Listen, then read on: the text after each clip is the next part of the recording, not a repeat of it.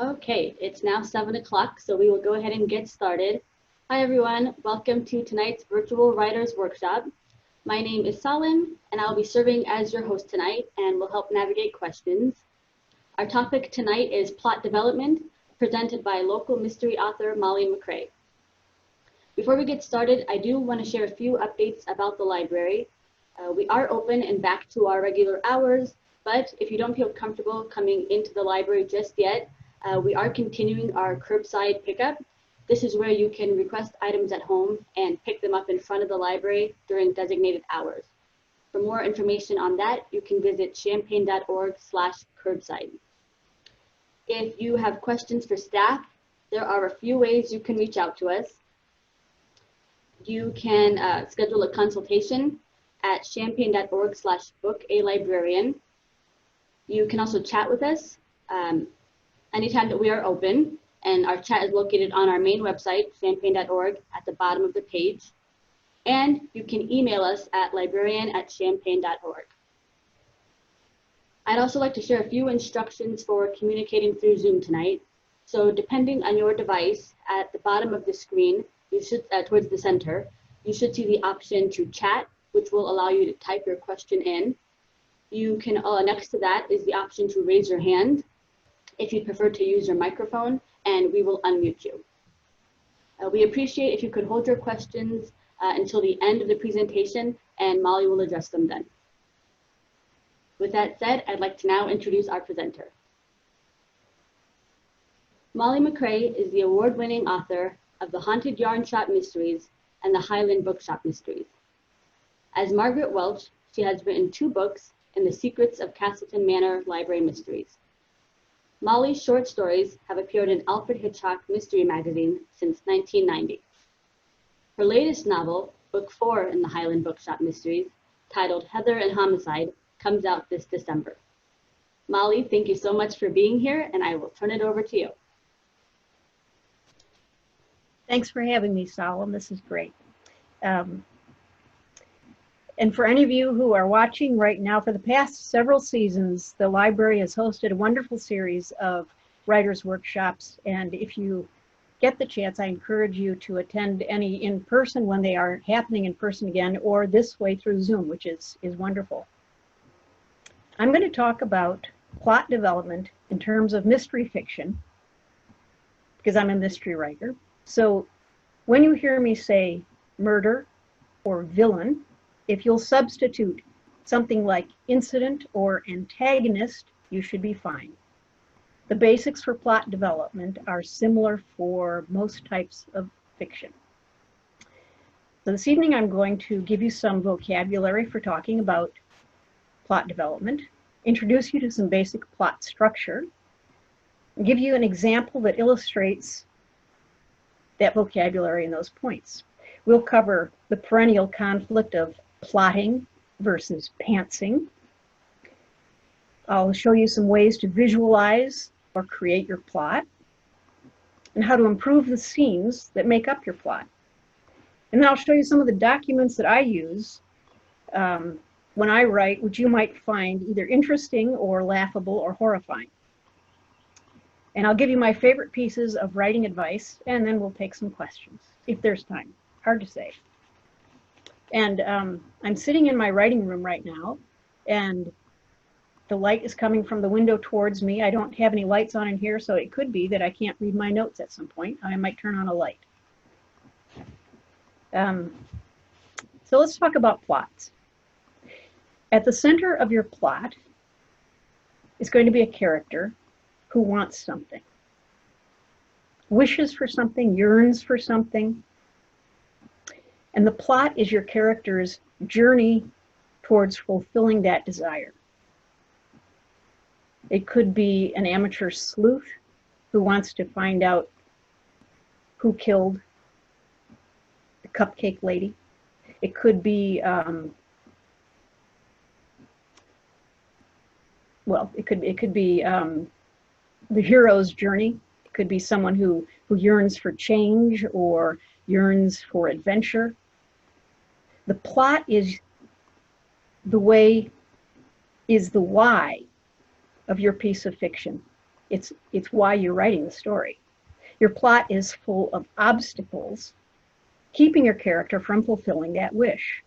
And each obstacle coincides or results in a shift, or should result in a shift in your character, a shift towards the new or changed character that we'll find at the end of your piece of fiction.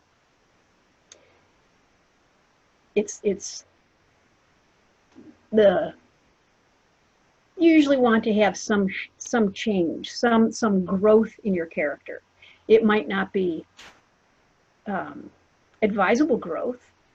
If you're writing a noir piece of crime fiction, your character might not end up being uplifted at the end of it, might end up in the gutter with a bottle of liquor.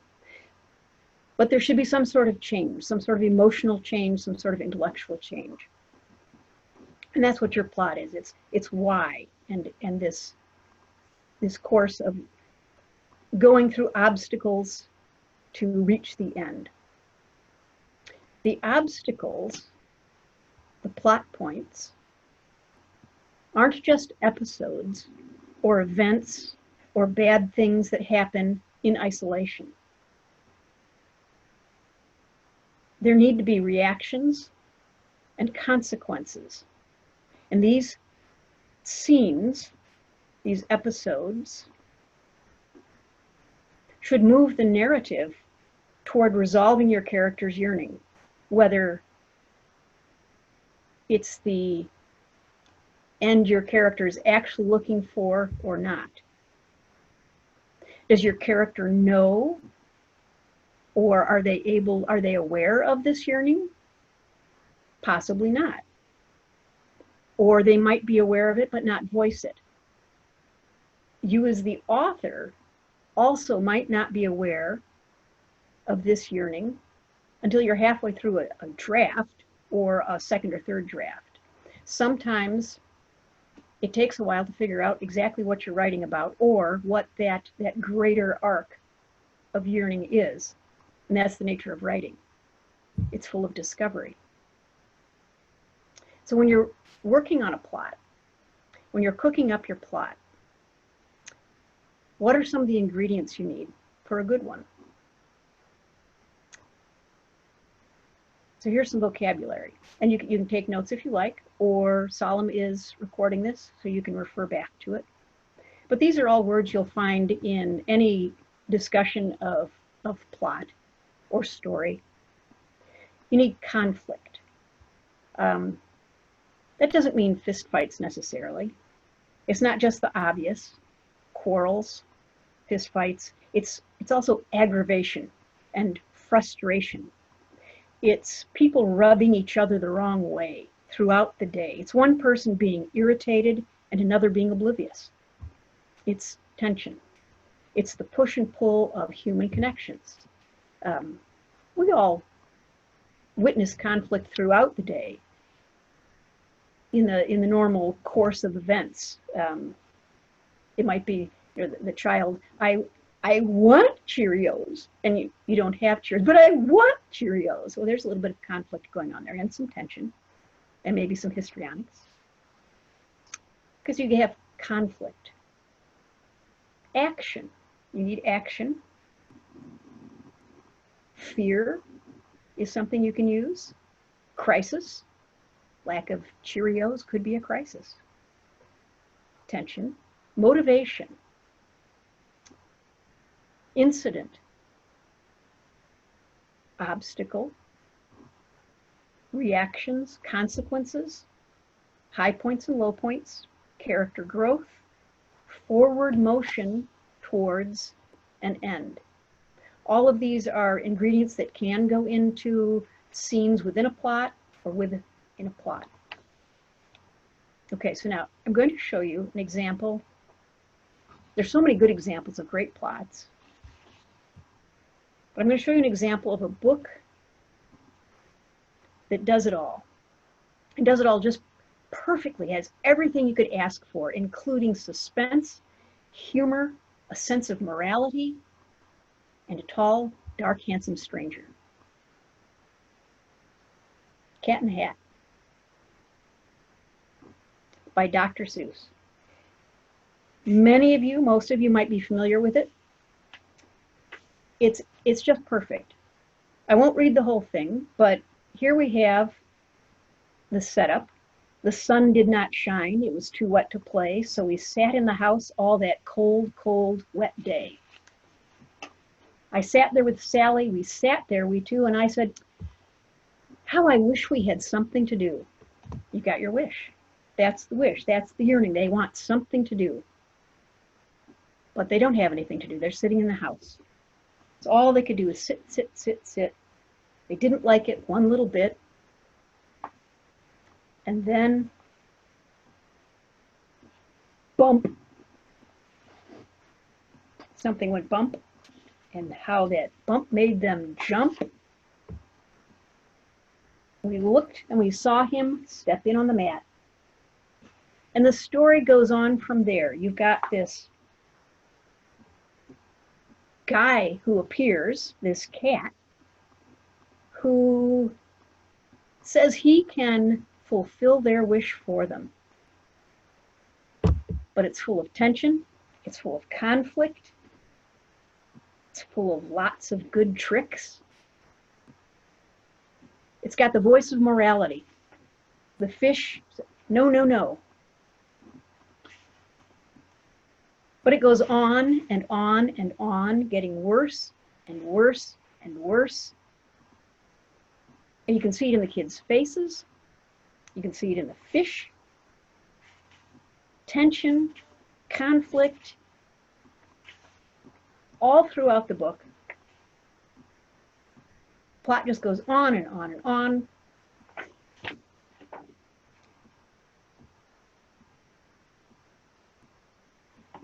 And it just finishes up with a good bang.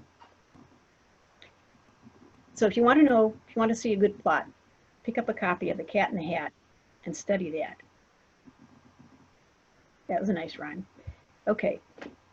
How do we construct a plot? How do we construct a plot like that, or any plot? I'm going to attempt to share a screen. Hang on. Can you see that? I'm not quiet. I'm plotting. Okay, this is true. For any phase of writing, you can use this point. If someone asks or complains that you're staring out the window at nothing, or that you're wasting time on a crossword, or you can just fill in the blank, your answer is, I'm not wasting time. I'm not whatever. I'm writing. And that'll be true. Because that's how you construct a plot. You have to put a lot of thought into it. I'm going to stop sharing that for a minute. Let's see if that can come back later. Okay. In terms of mystery fiction, the basic plot is something I heard the author William Kent Kruger talk about once. He describes it as a crime occurs, an investigation ensues, a solution is found. That's simple. Of course, there's a lot more to it, but that is the basic. A crime occurs, an investigation ensues, a solution is found. You've got your inciting incident, you've got your wish to solve the problem, and then you have the end where it is finished. Excuse me. Okay. There are ways of building your plot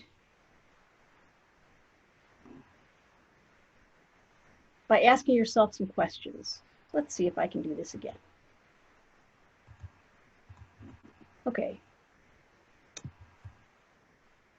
A good question to ask yourself is what if? That's a good way to start any plot. What if? I started the Highland Bookshop Mysteries by asking myself, what if a group of 4 women pooled their money and bought a bookshop to run as a retirement change of career scheme? What if? Well, that could be a lot of fun. Okay, so the next question is, what could possibly go wrong? Well, if you're a mystery writer, you can think of all kinds of wonderful things to go wrong. An initial obstacle for these women was that this bookshop is in Scotland and they live in the Midwest. So they get past that. They figure out how to move to Scotland. What could possibly go wrong once they're there? Dead body, maybe? That happens in mysteries a lot, sometimes within the first page, sometimes in the first chapter. So ask yourself, what if? Ask yourself, what could possibly go wrong? Work with that, and then, what's the worst that could happen? For a mystery, for a thriller, for a suspense, you want to keep ratcheting up this tension, this conflict, putting those obstacles in the path of your protagonist, your hero. So you've got what if,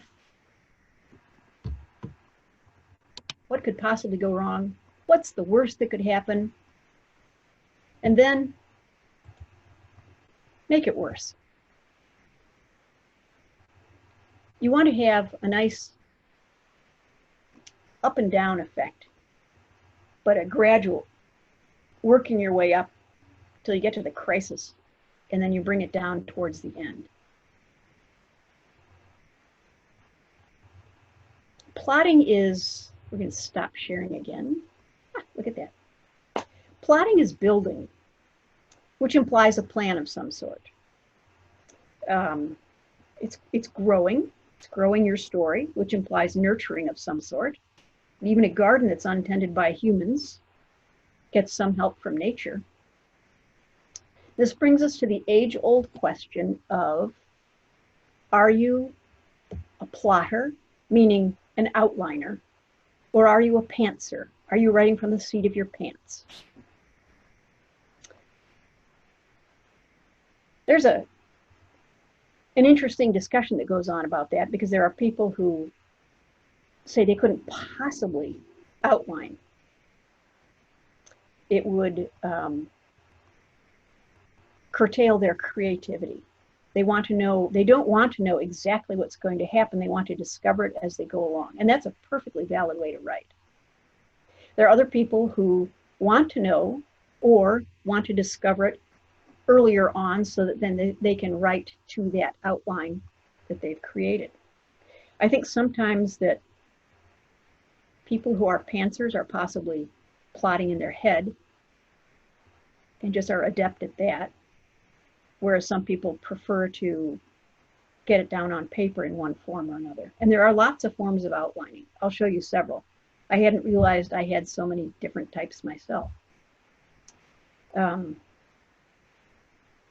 I prefer, I do like outlines. It turns out that most of my outlines only go just so far, maybe halfway through a book,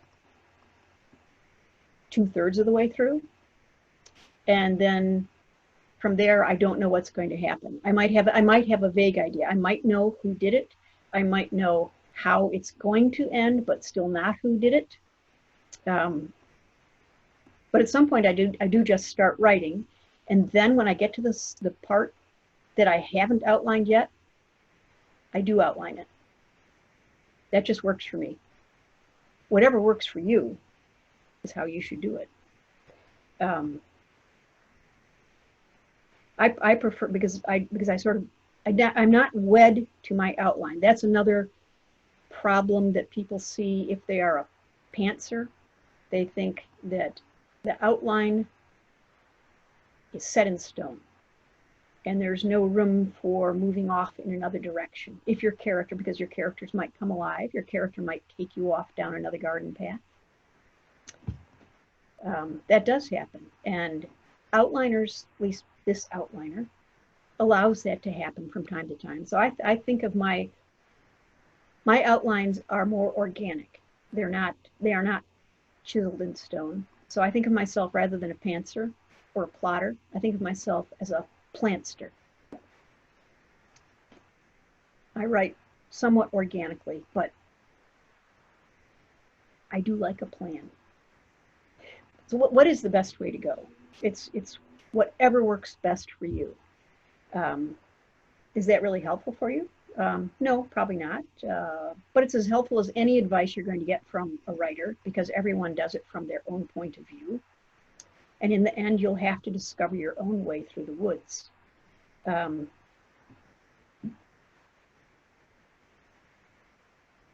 Some people can write completely out of order. They are such pantsters that they can write the middle of the story first and then can move back and forth towards either end. I think I'd like to try that sometime, middle and then working my way out. I've occasionally written some scenes out of order because it's an exciting thing to do. You know, it's like, I don't want to work on this. I don't want Cheerios. I want this. And then there's a little bit of tension.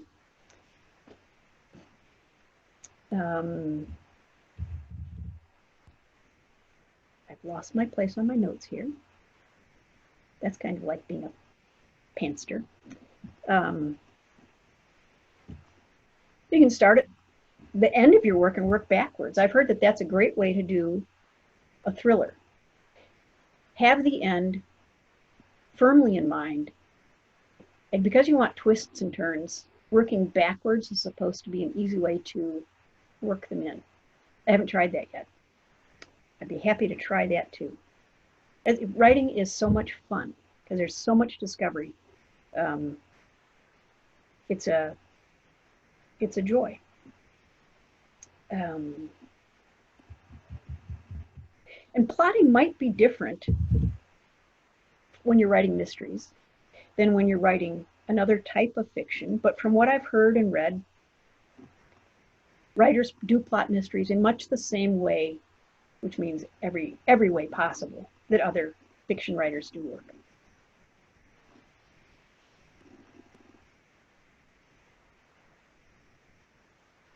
So some writers let the story unfold to them, just as it will unfold to the reader. In a mystery, that usually means a rewrite, though, full or partial, because you do have to work in your clues, your red herrings. You have to play fair with the villain, who the villain is. You can't have the murderer suddenly appear in the last chapter or the last page. She has to have been there all throughout and worked in so that it's a nice surprise.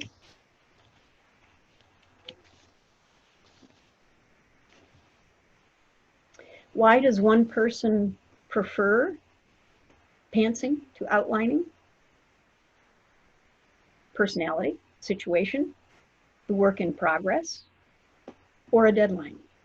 I learned to outline when I was in high school. That was for essays. But I've always found that to be useful. I found outlines help me organize my thoughts well. When I have a deadline, and I usually write to deadlines these days, I have another book due next April. It helps to have the outline, at least a partial outline, because I do have to keep on a schedule. There is when I wrote as Margaret Welch, the 2 books for the Secrets of Castleton Manor library. That was a very interesting situation where the books were part of a series. There are maybe as many as 6 or more authors writing those books, each under our own name, but they have the same characters and the same situations, and so they have to be written in a fairly similar style. And they have to all be within a very close range of words, like 55, right around between 3,000 and 55,000 words. They have to have a certain number of chapters. The chapters should be right around 10 pages long. We want a cliffhanger at the end of each chapter. So it's very structured. And so having an outline for those books was a necessity. And I'll show you what I did for those in addition to an outline. I had forgotten what I did, and I went back and looked at it today, and I'll share that. And so it's like, whoa, I can't believe I did that. But I've got another one of those books coming up will be due in September of 2021, so I'll have to start that again. How does plot development differ from one type of fiction to another? Genre fiction to literary fiction? It very well might, but what is your goal in your piece of fiction? It's to write a good book in which something happens, probably. And so a plot is what you need to get there.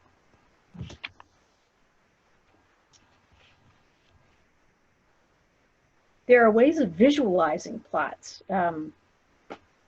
You can go online and find all kinds of really cool, triangles, snowflakes, circles with marks through them, road maps, all to visualize how you're getting from your inciting incident, your wish, which isn't necessarily the same thing, through to the end. You can have a shape map. You can have the 3-act structure. That's a very common structure for TV shows, movies, and books. And you can Google any of these things and find all kinds of information on how to follow the 3-act structure. You can find books at the library about it. People use outlines, infograms. I haven't used one of those. Charts, Post-it notes stuck all over the place. That works too. There's the hero's journey. That's a form. The snowflake is a very interesting one. Look up snowflake method sometime and see how, it's intriguing. I think I've found that it would be too much work. You start out with a triangle, and then you keep adding, and the triangle has points of like tension. I don't know what all the points are right now, but you keep adding bits and pieces, and you end up, rather than a roadmap forward or mountains like that, you end up with a snowflake growing like this, and that's your story, which to my mind is not my vision of a story. I guess mine is more linear, probably because of the outlining. But look that up sometime, the snowflake method. It really is intriguing. What you have to be aware of with the different mapping techniques, visualizing techniques, there are all kinds of plotting aids, articles, books, software. It can become a rabbit hole. And so you spend all your time learning how to plot, enjoying the different pictures of plots, diagrams, patterns, and then you just fall into that and you don't actually get your writing done. That's always a possibility. Robert Heinlein said, "You must write. You must finish what you write." And that's what your plot is trying to tell you to do. Finish your writing. You need to focus. No matter what structure you find helpful, what acronym, what tips, what process, it should help you focus on your writing and help you find the focus in your writing. Speaking of acronyms, I'm going to show you some acronyms in a bit on how to improve your plot once you've got it going. Once you've gotten your what if, what could possibly go wrong? How could it be worse? Make it worse. Other elements of your plot, subplots. Subplots and secondary characters, because you're likely you don't have just a character moving forward. A short story you might have just one character. But subplots and secondary characters can help to illustrate the yearning that your character is following. It can help present obstacles to keep your character from getting where they're going. They can illuminate your protagonist's traits, flaws, backstory, fears, and all of those are good for making a well-developed character. You're working on a plot, but your plot does not exist in isolation. You've got to have your characters. Your characters have got to have fears, desires, joys, ideas, silly thoughts. You know, they're people. So treat them like people, find out who they are, and that will help to move your plot forward too. Subplots shouldn't get in the way of your main plot, but they can add some obstacles. They can illuminate that yearning, the theme of your story. I didn't mention theme earlier. What your character is wishing for or desiring could be, that might be a theme that's running throughout your story. Retribution could be a theme. There are all kinds of themes that, again, might not be foremost in your protagonist's mind or your mind. But when you're done writing, you realize, oh my gosh, there's this common thread of yearning to go home, or yearning for a change in situation. That's sort of lame, but theme and yearning can go hand in hand. You've got subplots, secondary characters, flashbacks. Keep flashbacks to a minimum, keep them short. Otherwise you take your character out of the forward movement.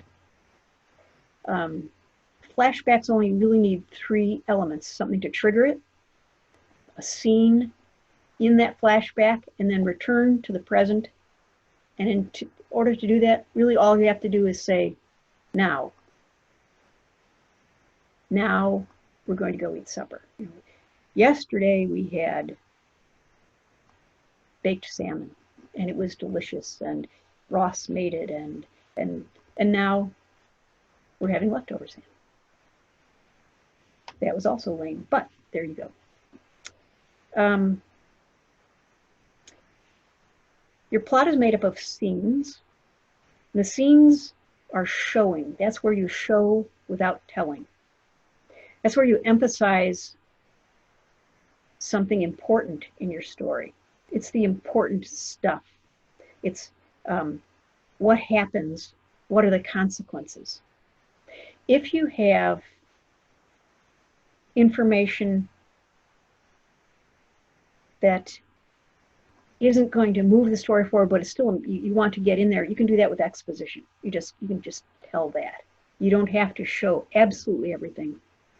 But telling is for less important information that gets you a little bit further forward. Your plot is taking you towards an end. That end, in order to be satisfying, really ought to bring the story back to the beginning so that you see it in a different light.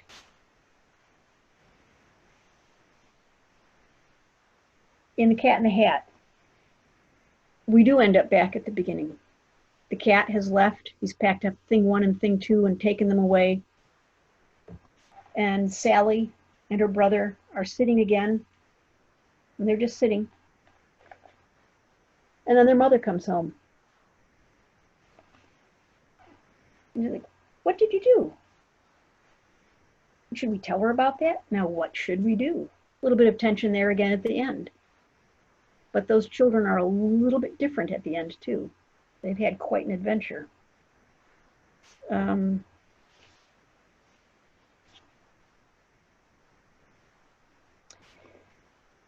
Rewriting, because if you don't plot, if you don't outline in some form, you're probably going to have to rewrite. Often there are many rewrites. Rewriting is good, and there are different ways of rewriting. You can write an entire draft and then go back and rewrite it entirely again and again and again. You can rewrite as you go along. I rewrite as I go along. I write a certain amount each day. The next day I go back and I quickly rewrite what I wrote and move forward. Always moving forward, because otherwise you just keep rewriting. You get nowhere. But rewriting is good. So when should you rewrite? Anytime that works for you, because rewriting is good. Does rewriting matter to plot development? Yes, rewriting matters always. Is it part of plot development? Sure, because if you're developing your plot as you write, you are rewriting. It might depend on why you're revising, though, whether you're changing the plot. I'm going to show you, let's see if I can do this. I'm going to share the screen again. I'm going to show you a couple of acronyms that might help you rework some of the scenes that make up your plot. Let's see if I can do this. Okay, hold on. All right, there, we got that far. Now, okay, cases. This acronym was developed by a lawyer.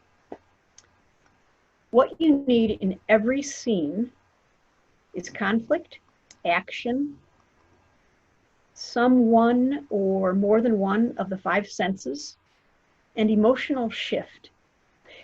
Now, a scene might be an entire chapter. It's not usually just a paragraph. It's a bit of story. It's an episode. Emotional shift is your character comes into the scene feeling one way, leaves the scene feeling slightly different, majorly different, some sort of emotional shift. It might be very obvious. She might start out laughing, end up crying, might be all internal. Conflict, again, it doesn't have to be a fist fight. Action doesn't have to be someone riding a bicycle down the road, but it's some sort of movement. And the senses just always help a scene come alive. You don't always have to have someone remark on what they're smelling or what they're tasting, because that doesn't make sense. But we do hear things. We do smell things. Right now, I do smell supper cooking. And I hear birds out the window. And I'm glad I don't hear the lawnmower out the window right now. Okay, so this is one way of looking at your scenes after you've written and see if you've got conflict, action, senses, emotional shift. You can write this down. Another trick, take your phone, take a picture of that, and then you'll have that. Another way to look at it is Sue's, also developed by the lawyer. Something unexpected in every scene. And this might not work out for every scene, but it's kind of fun to do. And it doesn't have to be something wildly unexpected, but it helps bring things alive. It might, if you don't have something unexpected in a scene, you might go back and try to add that, something small, and that can bring the scene alive. It can leave you with a cliffhanger. Cat in the Hat was certainly unexpected. Thing 1 and Thing 2 were unexpected. The juggling bit, standing on a ball, that was unexpected. Cat in the Hat is an excellent source for plot development. Okay, so I think that is that for that. Let me show you some of my working documents. We'll just look at them quickly. I'm going to, let's see if I can do this. Ooh, okay.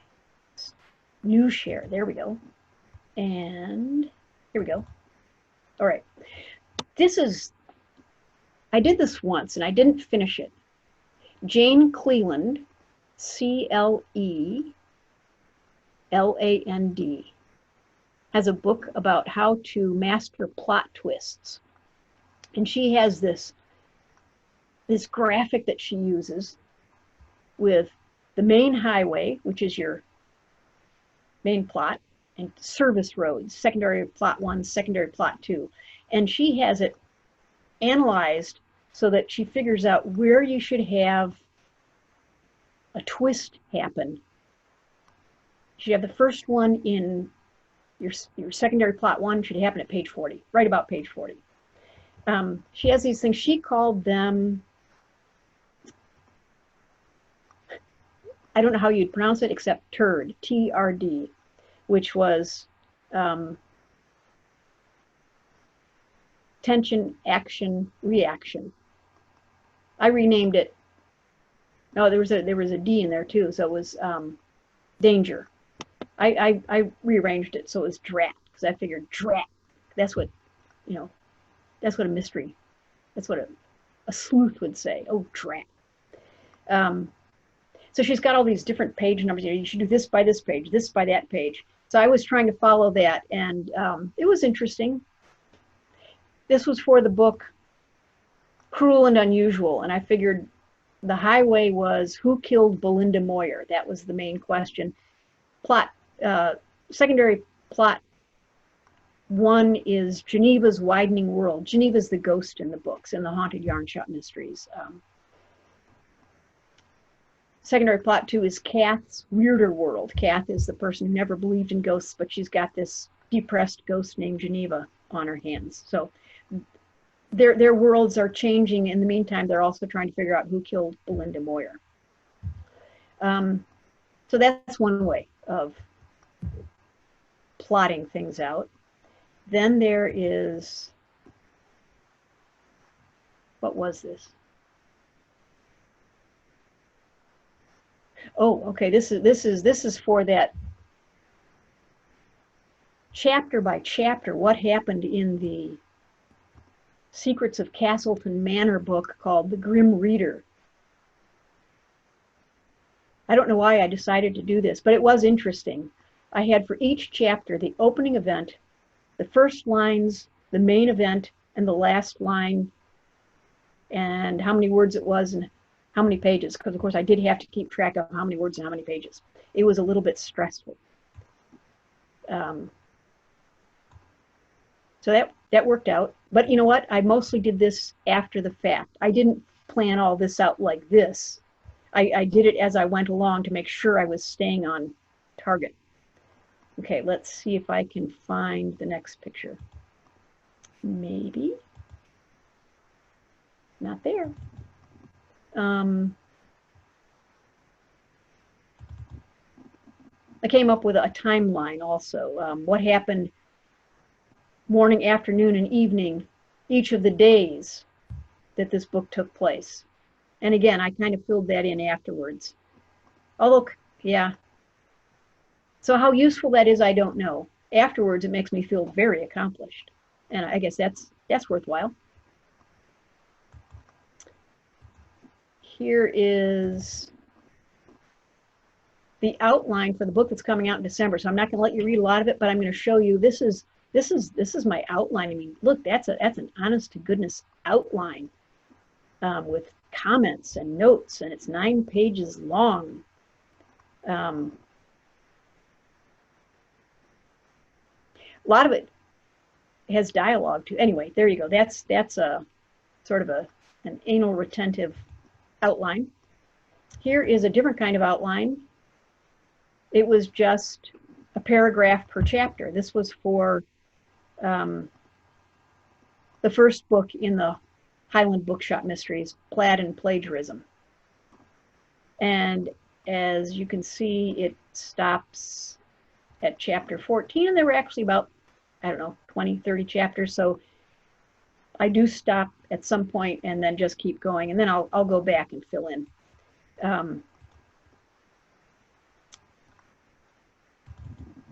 Another Haunted Yarn Shop book, there's an outline with highlighting and comments. And sometimes I'll get stuck. Oh, wait, noodling before I even make an outline. Molly, we can't see the newest outline that you're sharing. Oops. Okay. Do I need to? Can you see that? Yes. Okay, this is the noodling. Just notes and comments to myself. Oh, yeah. And then threads on each of the characters.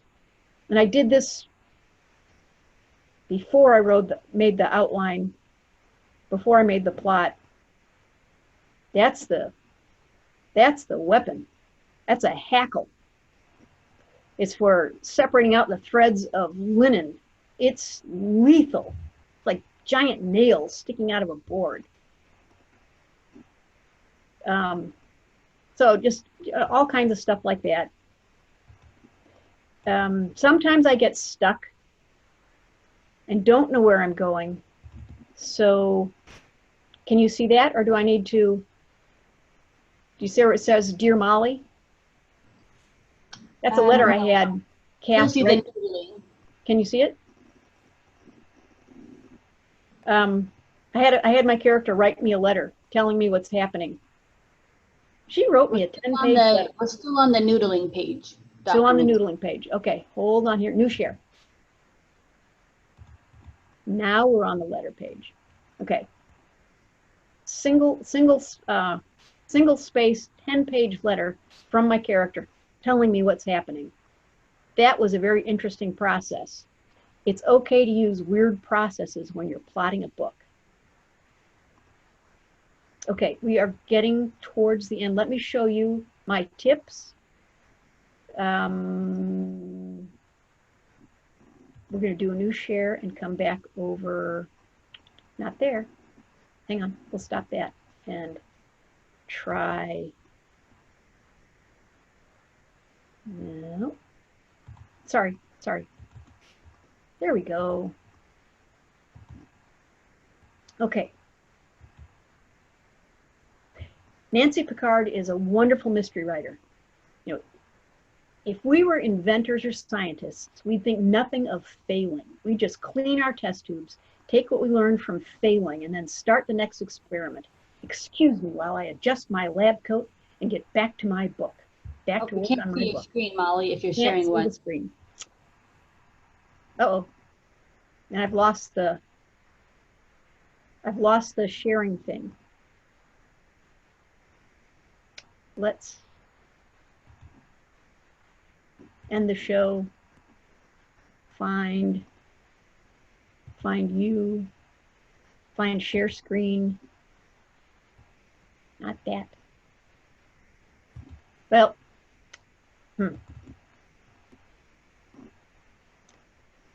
doesn't seem to be. Let me get rid of that.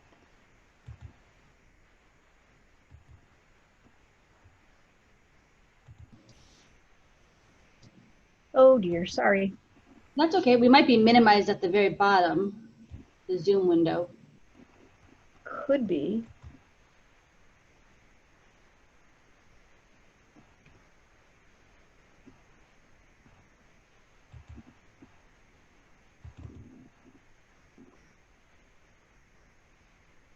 Yeah, I don't see where I can share here anymore. I thought I've been hitting share and it doesn't do anything.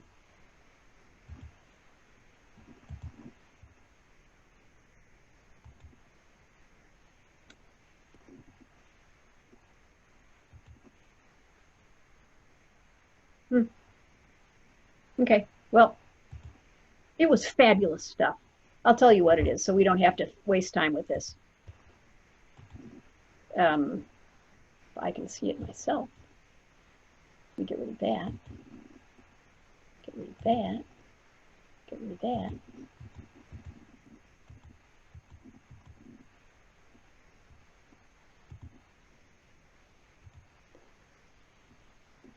Okay.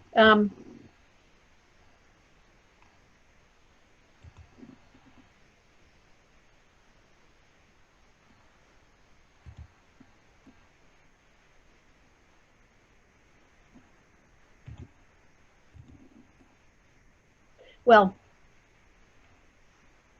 my writing tips are, that's too bad. I had a very nice picture to end up with, but my writing tips are, first one is show up. You have to show up. You have to write. As Robert Heinlein said, you have to finish what you're writing.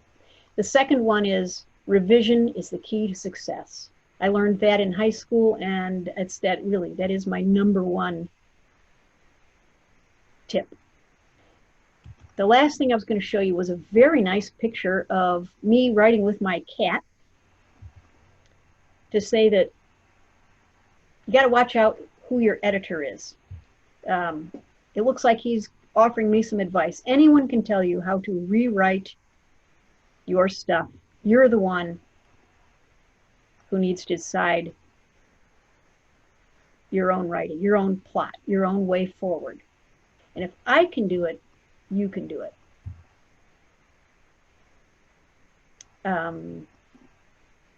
That is pretty much it. I'm going to try turning on a light here, see if that makes, that's probably awful, but okay. Thank you, Molly. That was wonderful. Well, it was kind of a whirlwind and possibly disjointed. I was doing it was half plot, half pants.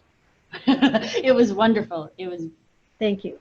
Now we can open up the floor to some questions. If you want to type your question in the chat, or you can raise your hand if you'd like to speak. Anyone have any questions for Molly? I see 3 things in chat down there. I don't know. Oh, it's just saying they can't see. Sorry. Someone just said, excellent presentation. Another comment said, wonderful webinar. That's Jordan, though. And then someone said, thank you so much for sharing with us, Molly. You're welcome.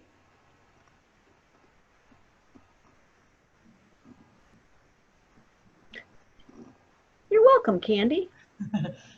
Someone is asking for a short story. How many scenes? Oh gosh. Scenes do you have? That entirely depends on what kind of short story. You could be writing a short, which might just be one scene. It might be just fewer than 100 words. But a short story could also be as many as 20 pages and might have, half a dozen scenes. It really depends on your story. I don't think there's any should. Depends whatever works so that your story is told the way you want it to be told. So another comment says, thank you, this was great. Another person is saying, wonderful info, learned a lot. Here's another question. Do you have advice about when to reveal the past of characters? Oh. Little by little, usually, rather than all at once. And it can come out in little brush strokes. You can be just, looking at the character looks at something and it reminds them of something. A secondary character can help bring that out. But you want to avoid the info dump. You don't want to devote entire 2 pages to talking about a character's backstory. You want to salt it in there very, very carefully. Just weave it in so it comes out naturally. When you meet a new person, when you meet someone at the library and you get to know them, you don't sit down and ask them for their entire life story. You learn little bits and pieces the more you talk to them, and that's the way you want that backstory, that past to come out. Thank you. Another question, they're asking, how do you make yourself get going? Oh, a deadline with a contract is a great motivator.